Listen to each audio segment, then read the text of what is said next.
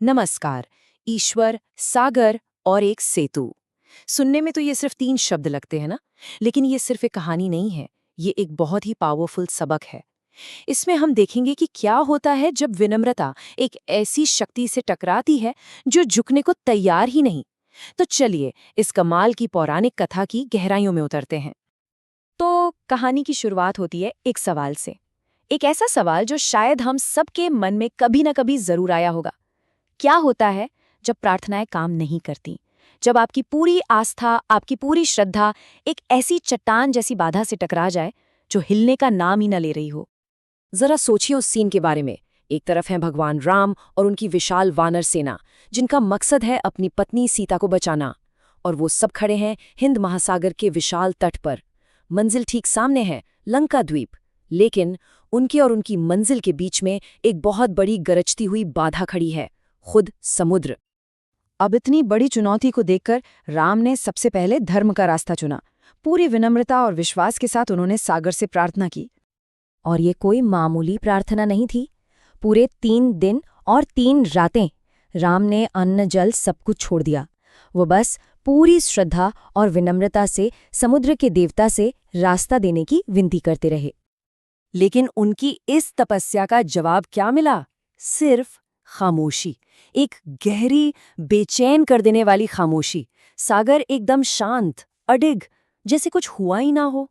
और जैसे जैसे वक्त बीत रहा था, ये खामोशी सिर्फ तनाव ही नहीं बल्कि शक भी पैदा कर रही थी।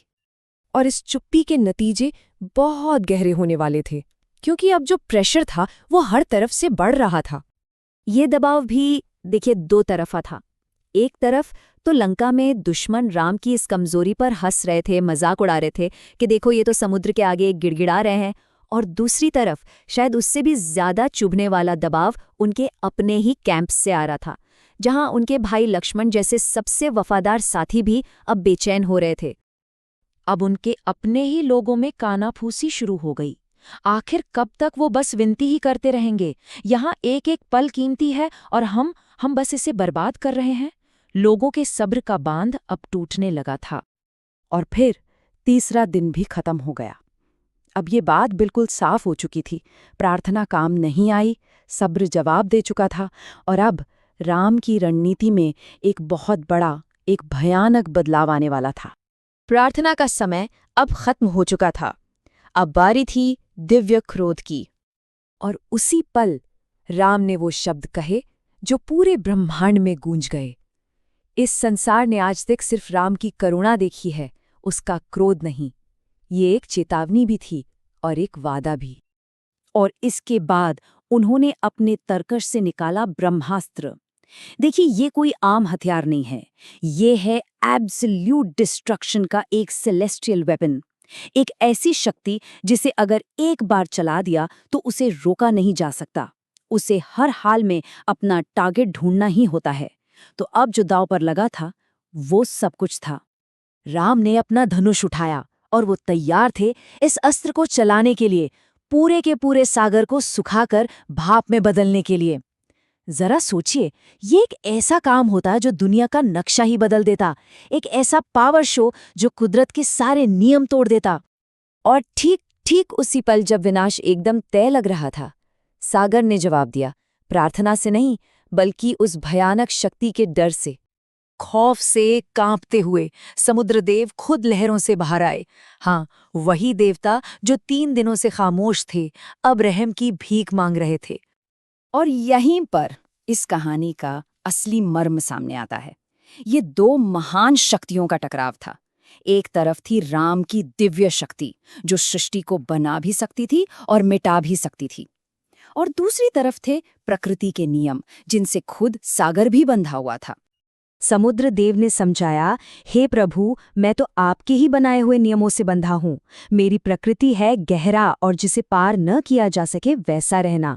मैं अपनी इस प्रकृति को छोड़ नहीं सकता, वरना पूरी दुनिया में उथल पुथल मच जाएगी। तो मतलब उनकी खामोशी घमंड नहीं थी, वो तो बस अपनी कॉस्मिक ड्यूटी निभा रहे थे। तो फिर सॉल्यूशन क्या था? एक ऐसा रास्ता निकालना था जो डिवाइन पावर का भी सम्मान करे और कुदरत के नियमों को भी ना तोड़े। एक बीच का रास्ता। और तब समुद्रदेव ने एक बड़ा ही इंजीनियस सॉल्यूशन दिया। उन्होंने बताया कि राम की सेना में ही नल और नील नाम के 2 भाई हैं। अब इन्हें एक खास वरदान मिला हुआ है कि ये जिस भी पत्थर को छुएंगे वो पानी पर तैरने लगेगा।